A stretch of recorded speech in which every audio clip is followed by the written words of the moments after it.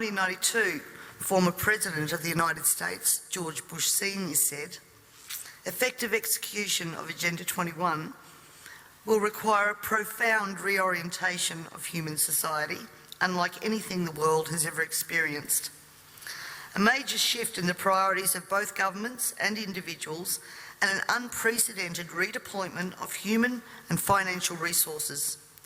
This shift will demand that a concern for the environmental consequences of every human action will be integrated into individual and collective decision-making at every level."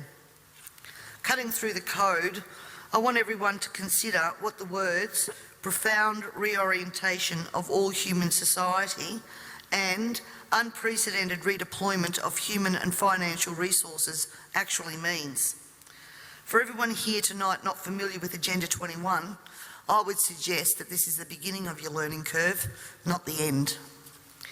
In 1992, Maurice Strong, Secretary-General of the UN Earth Summit and member of the Club of Rome, said, "It is clear that current lifestyles and consumption patterns of the affluent middle class, involving high meat intake, consumption of large amounts of frozen convenience foods, use of fossil fuels, ownership of motor vehicles, small electrical appliances, home and workplace air conditioning, and suburban housing are not sustainable."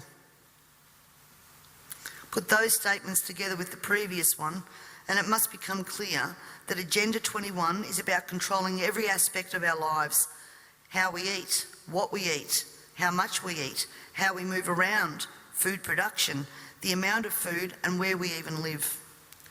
Dixie Ray, former Washington State Governor and Assistant Secretary for Oceans and International Environmental and Scientific Affairs, stated, "Agenda 21 seeks to establish a mechanism for transferring the wealth from citizens to the third world. Fear of environmental crisis would be used to create a world government and UN central direction." From a report in the 1976 UN's Habitat 1 conference, "Land cannot be treated as an ordinary asset, controlled by individuals and subject to the pressures and inefficiencies of the market. Private land ownership is also a principal instrument of accumulation and concentration of wealth, therefore contributes to social injustice." In other words, ladies and gentlemen, if you work hard and you exercise good financial management and invest in property, you are contributing to social injustice. In a report from the President's Council on Sustainable Development, we need a new collaborative decision process that leads to better decisions, more rapid change, and more sensible use of human, natural, and financial resources in achieving our goals. And at the same time, Harvey Reuven, Vice Chair of the Wildlands Project, says individual rights will have to take a back seat to the collective. J. Gary Lawrence, Advisor to President Clinton's Council on Sustainable Development, participating in a UN advocated planning process would very likely bring out many of the conspiracy fixated groups and individuals in our society, and here we are. This segment of our society, who fear one world government and UN invasion, through which our individual freedoms will be stripped away, would actively work to defeat any elected official who joined the conspiracy by undertaking Agenda 21. So we will call our process something else. We will call it comprehensive planning, or growth management, or smart growth. We ended up with sustainable development. The redeployment of human and financial resources has now become visible to us all via the cut to services and programs to assist the sick, the young, the elderly, and of course the creation of another level of poverty now identified by the term the working poor. I was speaking to a person last week and he said to me, if Hitler was still around, he'd be sitting back thinking, I didn't need bullets for a global takeover. And he'd be right. We see daily cash grabbing via new taxes called levies, supposedly because we are cash strapped in this state, and at the same time see big project spending that does not fit with the message that we're in financial crisis. But we the people have to tighten our belt, while the government seems absolutely unaware and unconcerned of the amount of debt that it is accumulating.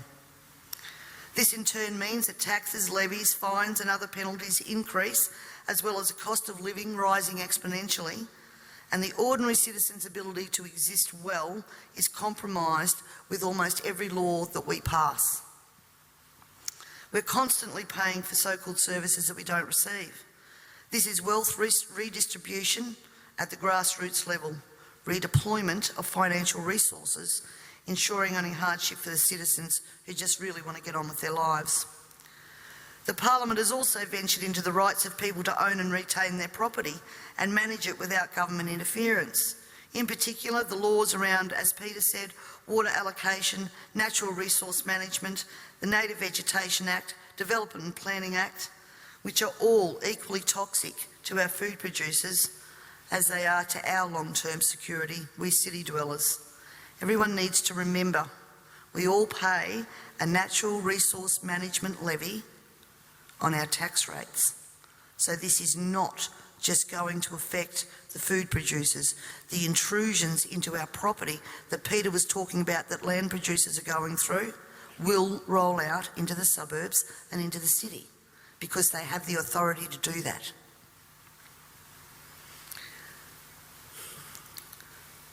We all have already fiddled in Parliament with land titles of people in rural areas, and I'm talking about the Barossa and McLaren Vale legislation that passed.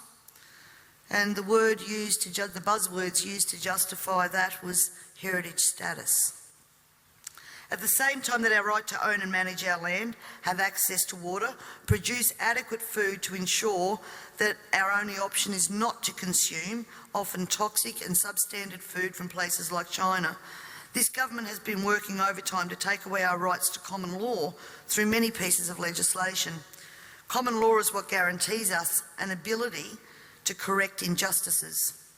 This coming year, I promise you, you will also hear debate over a number of pieces of legislation that will further erode our common law rights. And you have to get behind me on this, ladies and gentlemen, to stop this from going through. As Agenda 21 became more and more apparent to me, I began using the line in Parliament that government was now declaring war on its own citizens. And that goes back as far as 2008. This, of course, led me to being labelled a conspiracy theorist. But here we are now, openly talking about Agenda 21 and the ramifications we will see in a short period of time if this is not stopped in its tracks. Let me just say that I often hear we cannot stop what is happening. Two-party preferred system, vote Labor, vote Liberal, what does it matter? And in fact, that's probably true for the House of Assembly because that's where government's formed. But ladies and gentlemen, here in South Australia we have the Legislative Council, the House of Review. And my friends, that is where the true power does lie. And the last thing that governments want you to understand is that no matter who is in power, the Legislative Council is there for checks and balances. And when the Legislative Council isn't overly influenced by the major parties, legislation can be blocked.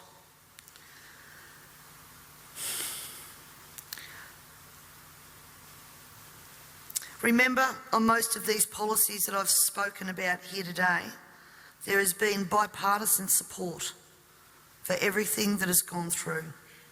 When the major parties join together, then the crossbenchers and minor parties, basically our vote is null and void. The way to avoid that is to make sure that when the major parties do join together, they don't have the numbers. For way too long now, we the people have been asleep at the wheel, and it is time to wake up and participate in the democratic process. And to do that, you need to understand the parliamentary and political system that you are trying to rein in. In 1972, the Club of Rome published the alarmist Limits to Growth document, warning of worldwide overpopulation, the need for sustainable development, This was the beginning of the slow process of social engineering and programming people to accept that the planet is struggling to sustain life.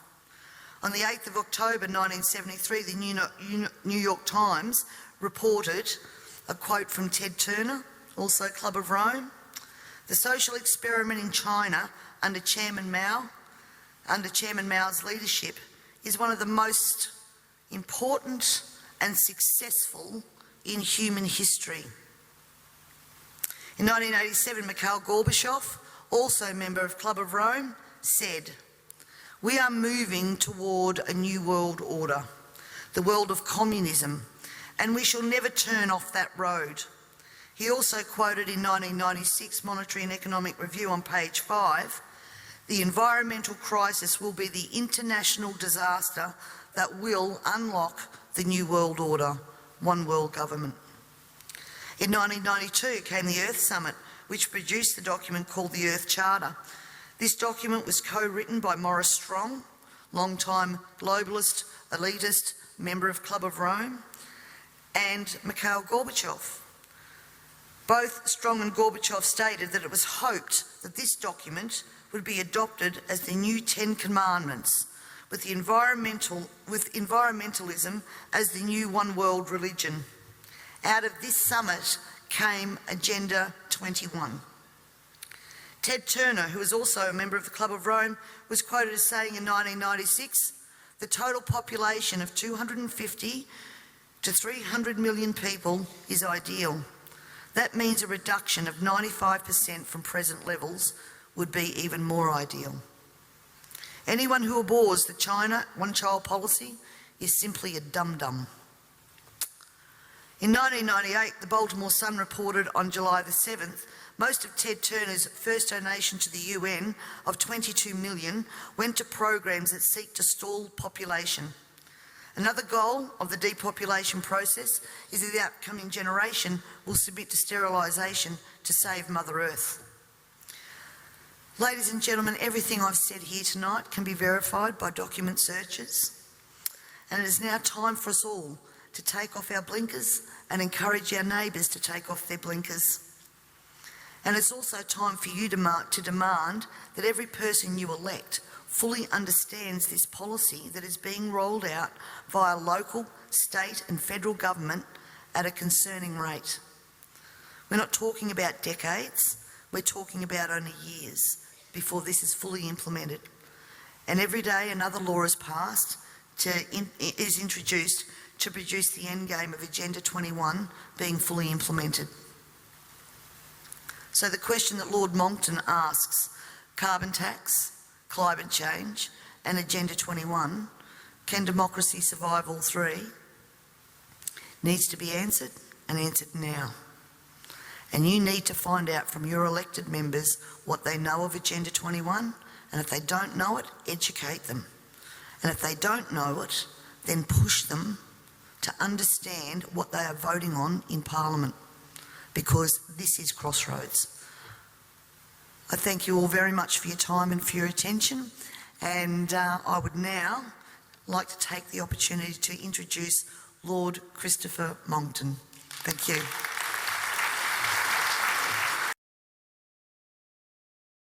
Unless we take the action necessary and we build again in a greener and more sustainable and more inclusive way, then we will end up having more and more pandemics and more disasters from ever accelerating global warming and climate change. So this is the one moment, as you've all been saying, when we have to make as much progress as we can. A German doctor and an unidentified researcher declared the vaccine is, quote, female sterilization, end quote. The claim surrounds a protein contained in the vaccine that is integral to placenta formation. If the vaccine causes the body to make antibodies against this protein, then it could lead to infertility. So you might still be wondering,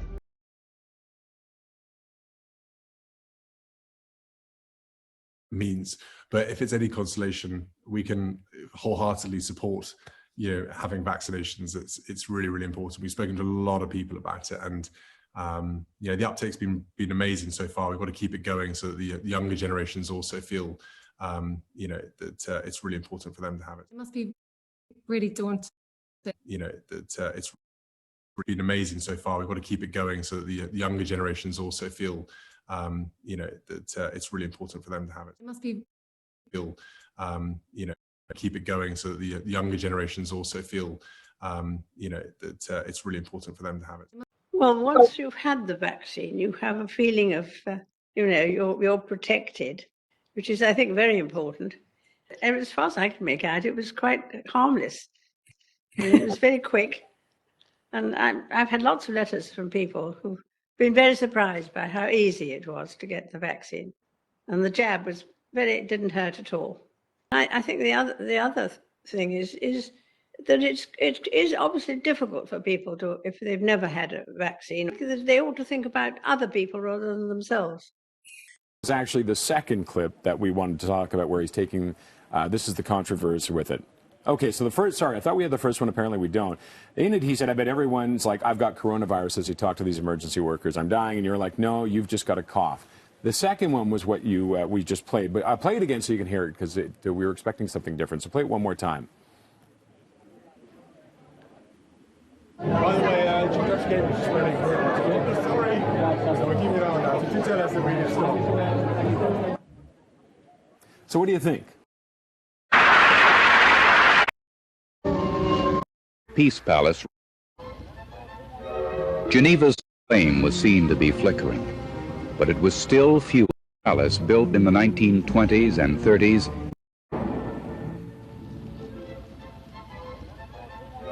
Geneva's lake seemed no less cheerful to the delegates of 1930, nor were the breezes less bracing. But Wall Street had crashed, world trade was down, men were jobless and hungry in the midst of plenty. It was against this dark sky that the walls of the Peace Palace rose. In every capital, the mood was one of suspicion and distrust. New forms of political extremism were loose and at work. The new hall was not yet ready, so the delegates met downtown.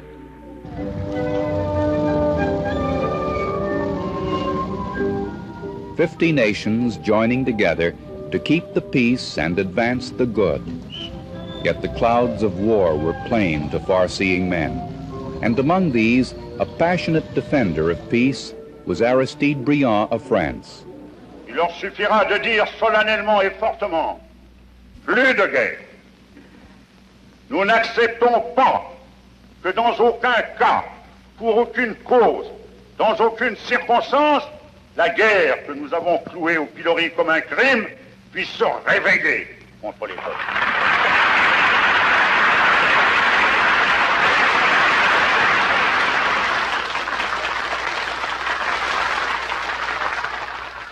Briand knew that peace rested on agreement between France and Germany, and he campaigned vigorously for this cause.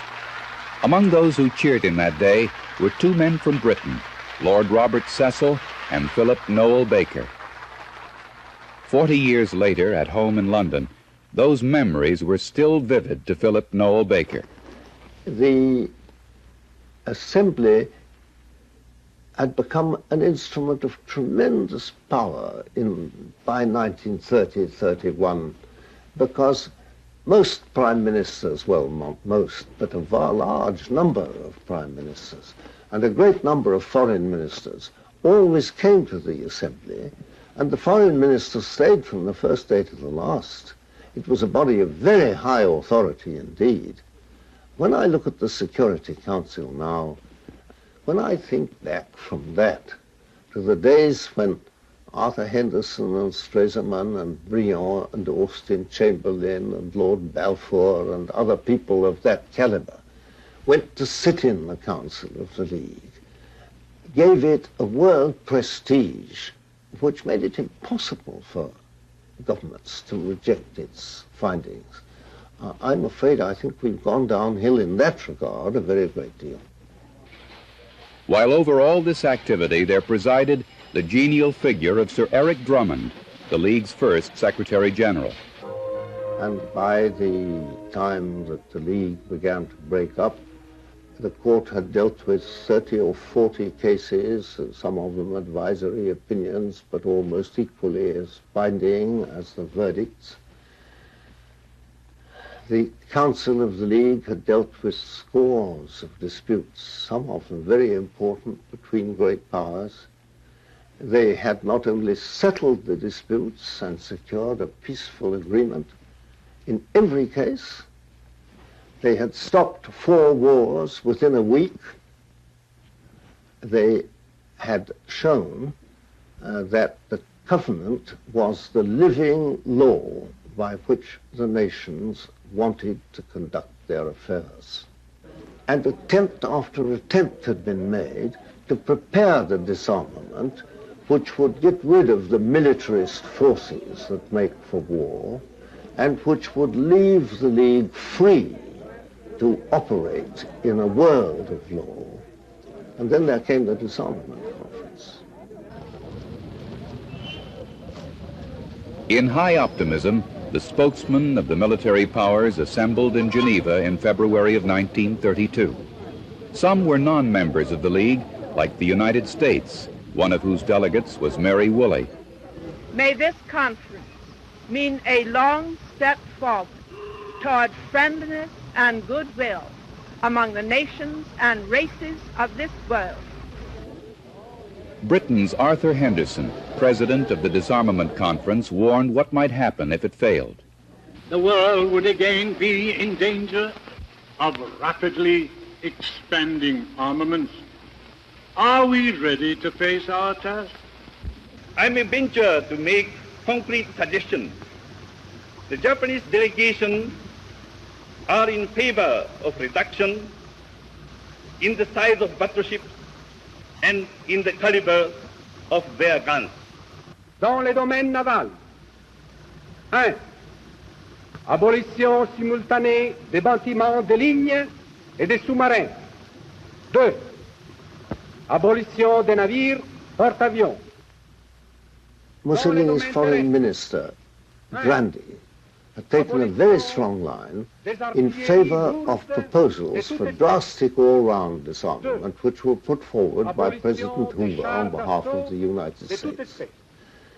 Those proposals were accepted unexpectedly by Russia as being an adequate first step.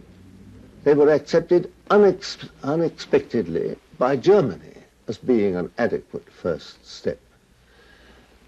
Japan was against, but only mildly, in the sense that the Japanese militarist opposition could have been overcome. Britain and France hesitated. They hesitated too long. After Hitler had come into power, Eden put up a draft treaty, rather Ramsay MacDonald put it up, but Eden and Alec Cadogan and General Temperley had prepared it on our behalf. They put up a draft disarmament treaty which could quite easily have succeeded if it had been put forward 6 months sooner. Well, I think you could say that in theory it was as near as that. I mean, we did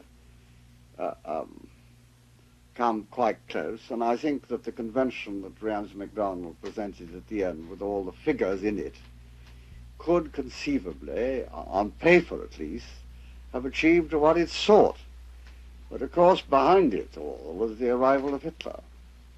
And I don't think that once that had happened, and all the things that Hitler stood for and that he was determined to do, I doubt whether anything we could have reached agreement upon, if we could have, would have stood for very long, because he would have found some pretext to see that it didn't.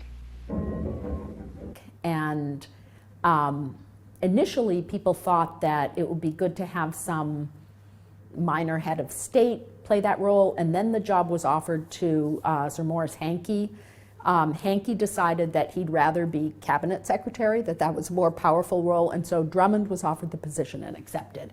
And he's by no means a kind of household name, but how internationalism develops and how international organizations develop have everything to do with Drummond. Drummond hired the first League of Nations staff. He built up the Secretariat. He decided how the Secretariat would be structured. And it's critically important that he decided, unlike Hankey wanted the organization to be structured by nation.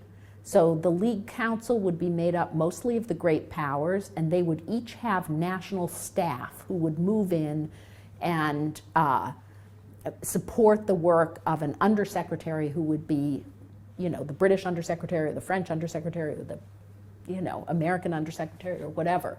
And Drummond got rid of that, and he structured it by function instead. So there would be a mandate section, a minority section, a health section, an information section, a social section dealing with issues like child welfare.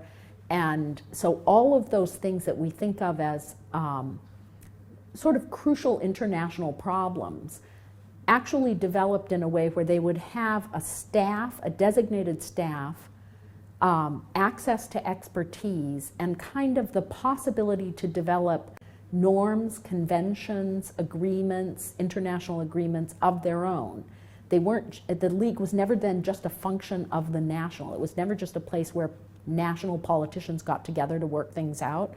There was also this role from the very start for what we would today call NGOs, and for independent experts, and for people who thought the international community should care about a particular issue. And those kinds of people could come, partly because of the way Drummond structured the League, to Geneva and try and get a hearing.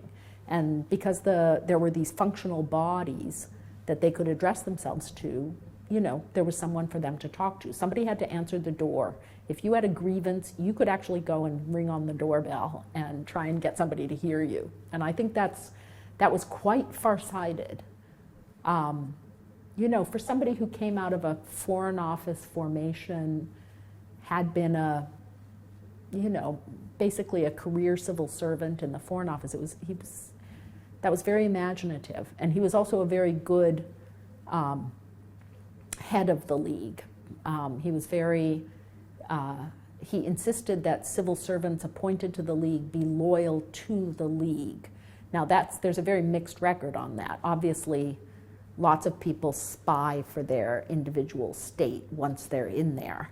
And there's a great story to be written about spying in the League. But Drummond did insist that they were loyal to the League. They had to take an oath of loyalty to the international organization, not to their state. This time of widespread economic distress, it is with a feeling of deep responsibility that I welcome you to this country. I believe this to be the first time in history that any sovereign has presided at the opening of a conference of all the nations of the world. I wish to express my satisfaction that such a gathering has been possible, and my confidence that this common endeavor will lead to beneficial results. I welcome the representatives of the states members of the League of Nations. I have always followed the work of the League with the keenest appreciation and interest.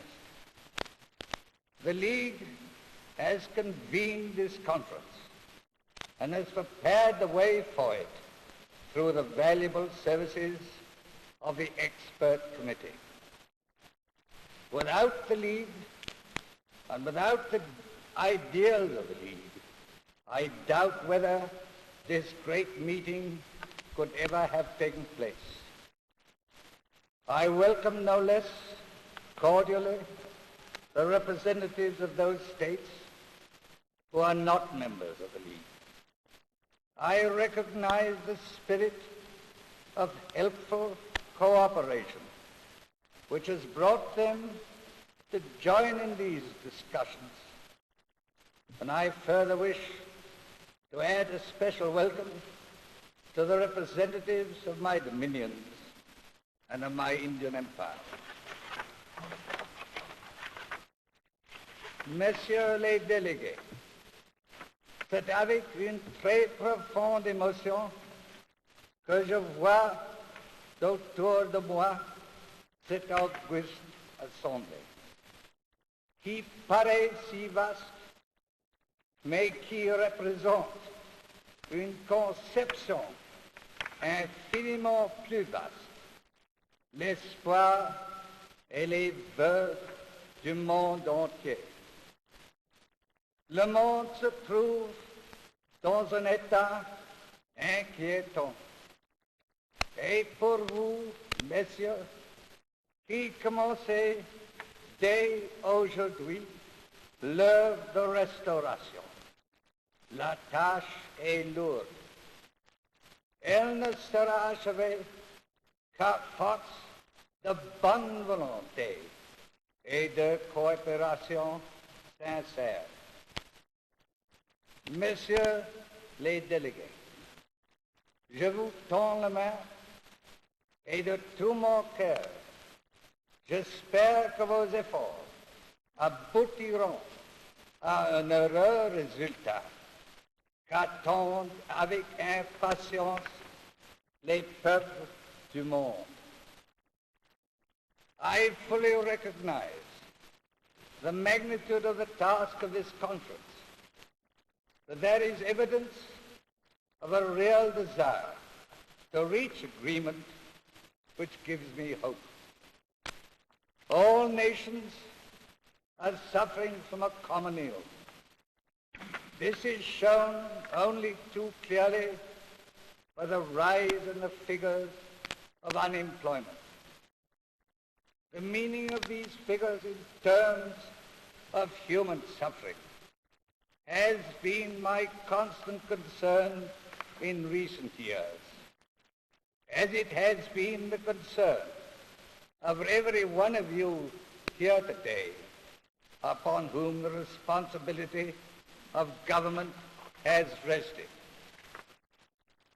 In the face of a crisis which all realize and acknowledge, I appeal to you all to cooperate for the sake of the ultimate good of the whole world. It cannot be beyond the power of man so to use the vast resources of the world as to ensure the material progress of civilization. No diminution in those resources has taken place. On the contrary, discovery, invention, and organization have multiplied their possibilities to such an extent that abundance of production has itself created new problems. And together with this amazing material progress, there has come a new recognition of the interdependence of nations and of the value of collaboration between them. Now is the opportunity to harness this new consciousness of common interests to the service of mankind. In the firm belief that mutual consultation is the first step towards right action, I inaugurate this conference. I shall follow your deliberations with the closest interest and attention. And I pray that the results of your labors will set the world once more on the path of prosperity and ordered progress. Some drugs to understand that it is not in Europe, but it is, of course, in South America. And the South America matter during the Congress of Vienna was an issue. I would say, a Swedish diplomat said, the revolution in the Americas is the revolution in Europe. So revolution is not only an endemic activity of France, the French Revolution. We are talking at this time about the American Revolution, as well as the revolution started in South America. So this was a serious fear among the victorious conservative elites during the Congress of Vienna. Revolutions in America had not one, but many phases. The call for independence, republicanism, democracy, liberalism, social utopianism, and the abolition of slavery, as well as the fight for universal franchise property and many other fundamental changes, like, for example, free trade. Of course, the global wars of the coalition wars were not only wars about political issues. Like many other wars in the world, until today, wars have been fighting for economic reasons. And this is, of course, one of the biggest questions of the time. How the British and their revolution, because the British had also a revolution, it's the Industrial Revolution, we can spread their goods around the world, and we can open the markets of Spain, for example, because the Spanish system was still a system limited to monopolism. So this is the hard question during the Congress of Vienna, how a conservative continental powers, conservative, all still thinking about this old markets, and Great Britain with another vision, idea of a much more free market. I think these are the big questions also during the Congress of Vienna today, because colonialism is not over, we're all occupied by the British. All the other French colonies were occupied by the British. Martinique, Guadeloupe, St. Lucia, all these colonies were at this time occupied by the British. Only Saint-Domingue was not occupied by the British because of the movement of independence, or let's say the revolutionary movement. So we have also British Honduras at this time occupied by the British from the Spanish, and we have also Trinidad occupied by the British in 1797, as well as other places like the Cape Colony. South Africa was occupied by the British from the Dutch, as well as Ceylon, Sri Lanka was occupied by the British. So the British used the coalition wars to do colonial policy,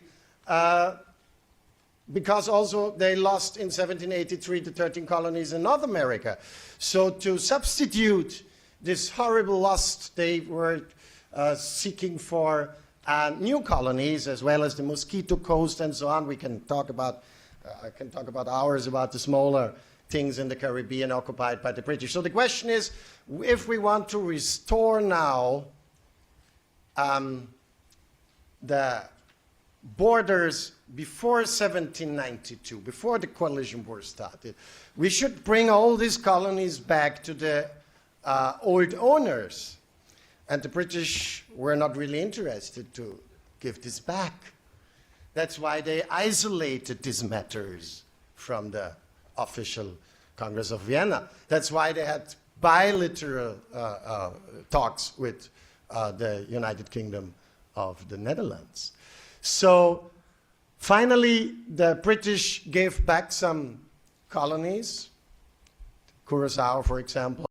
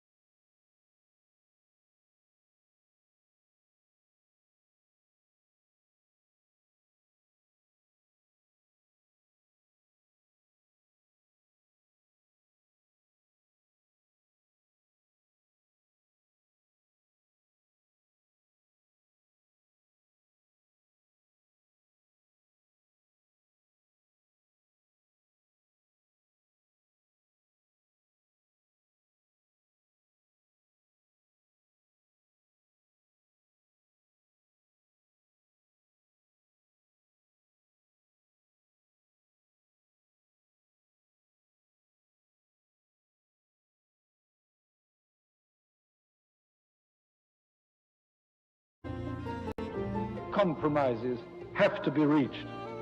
Disagreement is inevitable, but the groups must go on meeting, because we have simply got to hammer out answers to problems which are going to affect all life in these islands for generations to come.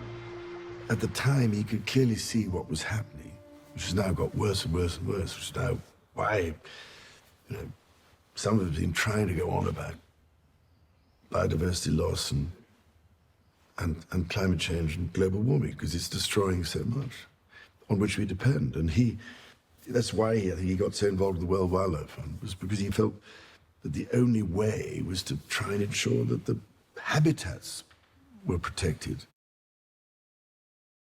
I've worked on climate change for 25 years. I worked on climate change since '73. So you just to worked on tell it you, longer than because I was the person who gave the Club of Rome the first big platform.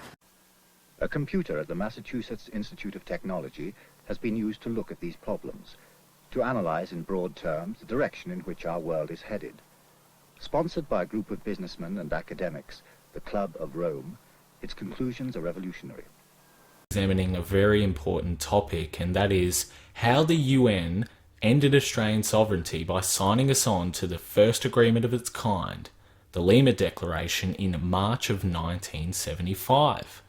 Now, over the last 40 years in Australia, we've seen our national car industry disappear, we've seen steel making continue to suffer, farming is in a crisis, and our petrol industry, it's under severe threat of being moved overseas, and it's left Australia short of technology, tools and jobs for the modern world, and has set a foundation for the rapid decline of our nation's most important industries. The other argument I'd like to make is that the picture is not so negative, actually, because in several areas that require cooperation, new mechanisms are being established. So, for example, after the financial crisis of 2008, the G7 or the G8 was expanded into the G20.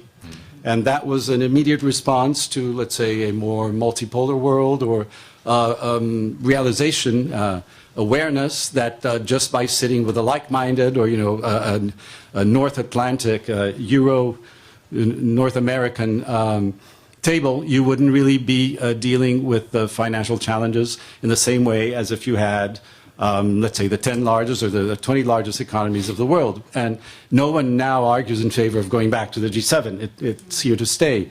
In other areas, there are small steps in that direction. For example, after the Rio Conference on the Environment and Development, Rio +20, UNEP, which is the United Nations Environmental Program, went from being a restricted program into being a universal. The conference that meets in Nairobi is now one of universal participation. And my final thought here is that actually an incentive for closer cooperation in today's world that has not existed before. It didn't exist in Vienna. It didn't exist when the League of Nations was negotiated or when the UN Charter was negotiated, is the challenge of climate change, which really drives home very strongly the idea that there's no salvation without cooperation. Now, not surprisingly, when President Obama goes to China last year, what is the big accomplishment, the big kind of achievement that was obtained? An agreement on climate change that is paving the way, and we hope that this will be effective, for a successful Paris conference at the end of the year. If we can draw inspiration from movements such as the one seen in the G20, from the awareness that we're all in the same boat, that climate change kind of drives home, I think we can draw lessons from the past and establish the cooperative instruments that we need on the peace and security.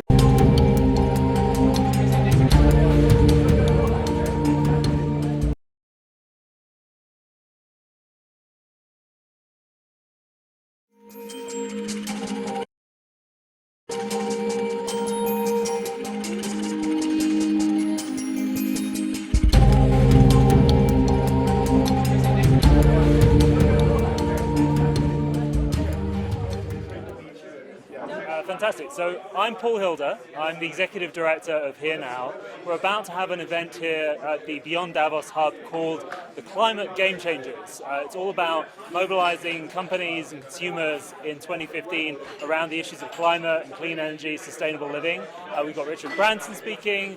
We've got IKEA and Unilever and other major companies participating. President Mary Robinson, who's the UN Special Envoy on climate change. And we're going to discuss how billions of consumers could really be game changers on the issue of climate in 2050.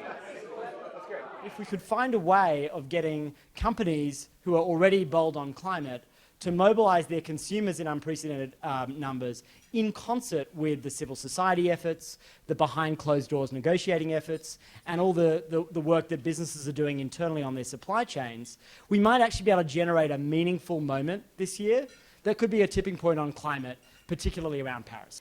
What we found is the most effective way to spread these ideas is if they feel and are ownerless. There may be some people in the background developing a strategy, but actually they're structured so that everybody can take a frame or an idea and remix it, adapt it, run with it in a very creative way that has that potential to be an ownerless meme.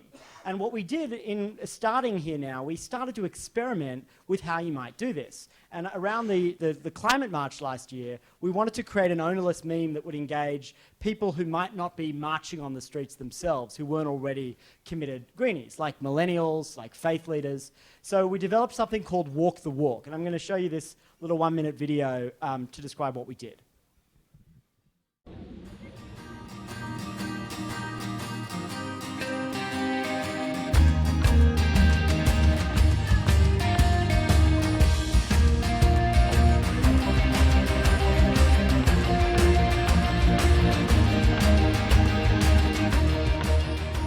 Join me and walk the walk. I walk the walk because I believe in 100% renewable energy for 100% of the people. Why don't we, the people, join the 2000 Worldwide Climate Change March and walk the walk? Be sure we not only talk the talk, but also walk the walk. Actually working by doing something about climate change. Now is the time to walk the talk. Ask your leaders to walk the walk on climate change. But let's all walk the walk every day. Solar energy every day. That's how we walk the walk. How do you walk? I walk the walk because they're ready for action on climate.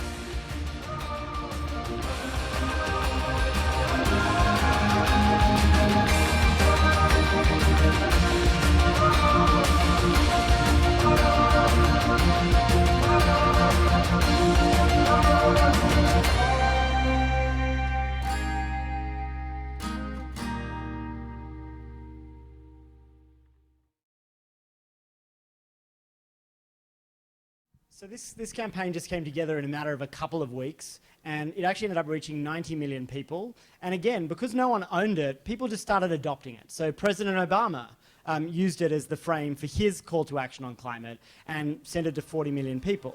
Different brands like IKEA picked it up. It just became this boulder that nobody owned, but was a frame and an action that had a playfulness to it that people got really excited about.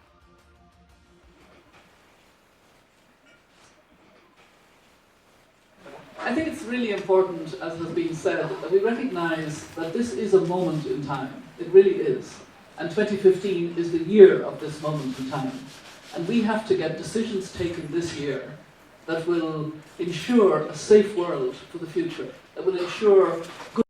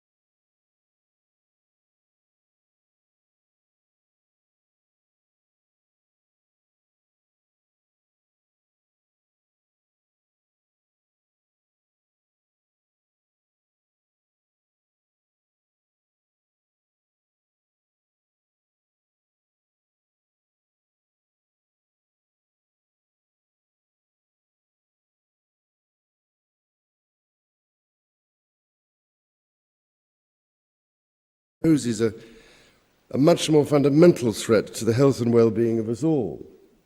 It is the widening division we are seeing in so many ways between humanity and nature. Many of nature's vital life support systems are now struggling to cope under the strain of global industrialization. How they will manage if millions more people are to achieve Western levels of consumption is highly disturbing to contemplate. The problems are only going to get much worse, and they are very real. Affordable housing complex. Ale Pilina is a $114 million project to build 178 apartments on South Pu'unene Avenue in Kahului. Families that qualify earn 30 to 60% of the area median income.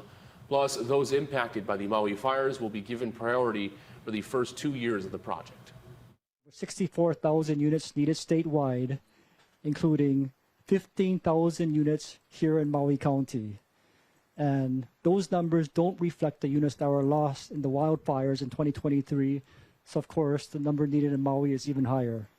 Hale, as we all know, means house or home, but pilina is an important value in Hawaiian culture, meaning relationship, association, and connection.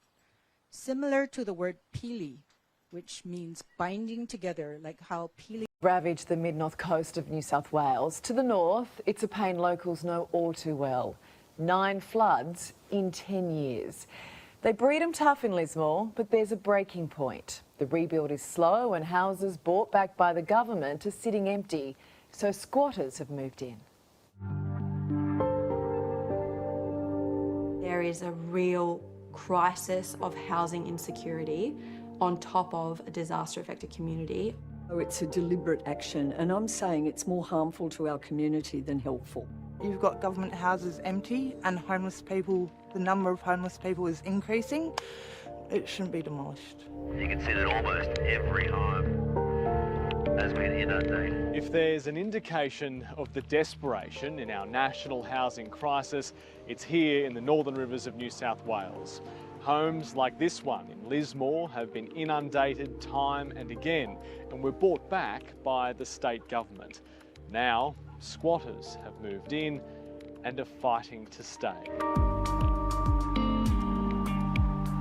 I think it's safer, and many would agree, it is safer for you as an unhoused person to live in a raised house during a flood than be living on the riverbank, which some people currently in Lismore are. Chelsea Hood-Withy is one of many illegal occupants living in a home now owned by the New South Wales government. I ended up here because I didn't have anywhere else to go after a breakup, and this house had been sitting empty for quite a while. Most of the buyback homes are in low-lying, flood-ravaged areas of Lismore and Mullumbimby. People were saying to me there's a house in Mullum that's boarded up, fenced off, and just sitting there, abandoned. Together with others who were without a roof over their heads, they took the boards down, cleaned it top to bottom, inside out, and moved in. When we first came in here, it was dark. It was like derelict because it's all enclosed. And now it's light and fresh and has ventilation. So being used. It's being used. It's being looked after as well. In Lismore, squatters have taken up residence in an entire street that flooded back in 2022. Unlike those homes, Chelsea claims this property in Mullumbimby didn't flood, but could still be demolished. So there wasn't any actual consistency in the decision making from the Reconstruction Authority. There's plenty of land in the Northern Rivers that's flood-free. We just need to come together and make a decision as a collective rather than this top-down approach of government saying, we're going to do this for you, but not include you in that decision-making, because that's what's led to a house here, completely unflooded, be bought back and abandoned. We feel human. We feel like we're people who can contribute to the greater community instead of being, I don't know, put into little concrete shoeboxes. Or worse, the emergency crisis accommodation was tents in a caravan park next to the river. Marnie is also living at the Mullumbimby home, having moved from the squatting community on Pine Street in Lismore. She originally fell on hard times trying to get back on her feet after a car crash. It's going to take me 2 or 3 weeks before I've got the funds to be able to get my own private rental, secure accommodation for myself. And so these houses have been such a blessing and a necessity for me in the short term. It's why she chose to join Chelsea in defending the squatters, facing off against the New South Wales Reconstruction Authority, which has successfully taken action against them to have them all removed from the buyback properties. I've been trying to negotiate something to legitimise my stay here, pay my way. They didn't want to meet us there. And as a final resort, they've taken us to the Supreme Court. If you really care about the housing and the homeless, please move on, move out. Lismore.